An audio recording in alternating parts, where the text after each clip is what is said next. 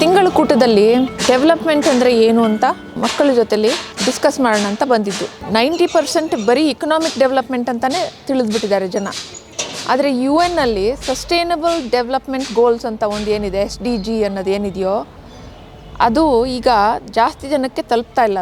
ಅದು ಏನು ಅಂತಂದರೆ, ನಾವು ಬೆಳೆಯೋಣ, ಆದರೆ ಯಾವ ರೀತಿಯಲ್ಲಿ ಬೆಳೆಯೋಣ, ನಾವು ಯಾವುದು ನಮಗೆ ಮುಖ್ಯವಾದದ್ದು, ಯಾವುದರಿಂದ ನಾವು ನಮ್ಮ ಜೀವನಕ್ಕೇ ಯಾವುದು ಬೇಕಾಗಿರೋದು, ಜೀವನಕ್ಕೆ ಯಾವುದು ಬೇಕಾಗಿಲ್ಲದೆ ಇರೋದು, ಲಕ್ಸುರಿ ಐಟಮ್ ಅಂದರೆ ಏನು ಮತ್ತು ನೆಸೆಸಿಟಿ ಅಂದರೆ ಏನು, ಇದನ್ನೆಲ್ಲ ಸುಮ್ಮನೆ ಒಂದು ಮನಸ್ಸಿಗೆ ಒಂಥರ ಟಚ್ ಮಾಡ್ದಂಗೆ ನನಗೆ ಮಾಡಬೇಕಾಗಿತ್ತು ಮಕ್ಕಳ ಜೊತೆಗೆ. ಅವ್ರಿಗೆಲ್ಲ ಗೊತ್ತಿರುತ್ತೆ.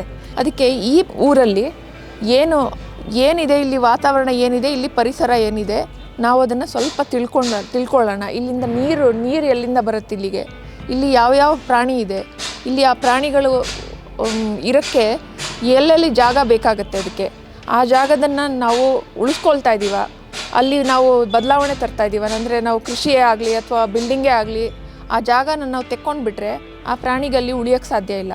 ಹುಲ್ಲು ನಾವು ಕಟ್ ಮಾಡಿಬಿಟ್ರೆ ಪ್ರಾಣಿಗೆ ಕೂತ್ಕೊಳ್ಳೋಕ್ಕೂ ಜಾಗ ಸಿಕ್ಕೋದಿಲ್ಲ. ಯಾಕಂದರೆ ಅದು ಆಹಾರ, ಅದರ ಕೂರೋದು, ಅದರದ್ದು ಮೊಟ್ಟೆ ಇಡೋದು, ಅದರದ್ದು ಮರಿ ಮಾಡೋದು ಎಲ್ಲದಕ್ಕೂ ಒಂಥರ ಜಾಗ ಬೇಕು. ಅದನ್ನು ಹ್ಯಾಬಿಟ್ಯಾಟ್ ಅಂತ ಹೇಳ್ತಾರೆ. ಸೊ ಇದಿಷ್ಟು ನಾನು ಸುಮ್ಮನೆ ಒಂದು ಜಾಗೃತಿ ಅಷ್ಟೇ. ಅದನ್ನು ನಾನು ಹೇಳ್ಕೊಡೋದು ಅಂತಲೂ ಹೇಳೋಕ್ಕಾಗಲ್ಲ. ಬರೀ ಅವ್ರಿಗೆ ಗೊತ್ತಿರೋದನ್ನೇ ಸುಮ್ಮನೆ ಜ್ಞಾಪಿಸೋದು, ಅವೇರ್ನೆಸ್ ಅಂತ ಹೇಳ್ತಾರಲ್ಲ, ಅದನ್ನು ಮಾಡೋದಕ್ಕೋಸ್ಕರ ನಾನು ಬಂದಿದ್ದು. ಡೆವಲಪ್ಮೆಂಟ್ ಅಂದರೆ ಏನು ತಿಳ್ಕೊಂಡಿದ್ದೆ ಅಂದರೆ, ಎಕನಾಮಿಕಲಿ ನಾವು ಹೈಲಿಯಾಗಿ ಬೆಳೆಯೋದು, ಆ ರೀತಿ ತಿಳ್ಕೊಂಡಿದ್ದೆ.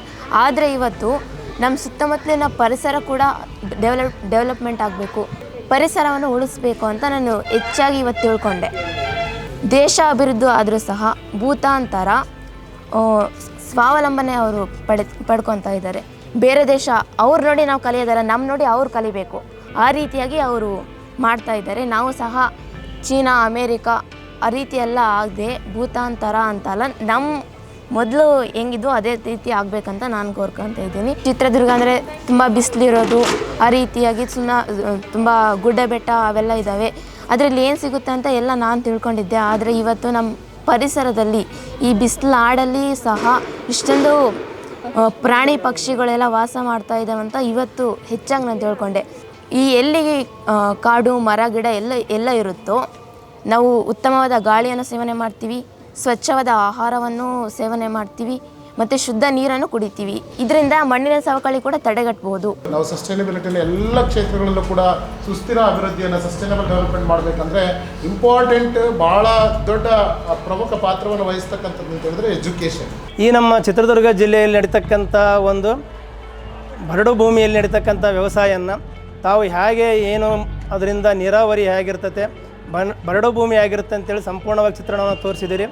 ಹಾಗೂ ಇಲ್ಲಿರ್ತಕ್ಕಂಥ ಪ್ರಾಣಿಗಳು ಯಾವುವು, ಪಕ್ಷಿಗಳು ಯಾವುವು, ಇಲ್ಲಿಂದ ಬೇರೆ ಕಡೆ ಯಾಕೆ ಅವು ವಲಸೆ ಹೋದವು, ಆ ವಿಚಾರವನ್ನೆಲ್ಲ ಸಂಪೂರ್ಣವಾಗಿ ತೋರಿಸ್ಕೊಟ್ಟಿದ್ದೀರಿ. ಆಮೇಲೆ ಅಲ್ಲಿ ಆಗಿರ್ತಕ್ಕಂಥ ಒಂದು ಫ್ಯಾಕ್ಟ್ರಿಯಿಂದ ಆಗಲಿ ಅಥವಾ ಇಂಡಸ್ಟ್ರಿಯಿಂದ ಆಗಲಿ ನೀರಿನ ಮಲಿನತೆ, ಆ ಪೊಲ್ಯೂಷನ್ ಅಂದರೆ ವಾತಾವರಣದ ಕಲುಷಿತ, ಈ ಎಲ್ಲ ಒಂದು ವಿಷಯಗಳನ್ನು ಮಕ್ಕಳಿಗೆ ಮನದಟ್ಟಾಗುವಂತೆ ತೋರಿಸಿದ್ದಕ್ಕೆ ಸಂಬಂಧಪಟ್ಟಂಥ ಎಲ್ಲರಿಗೂ ನನ್ನ ತುಂಬ ಹೃದಯ ಧನ್ಯವಾದಗಳು.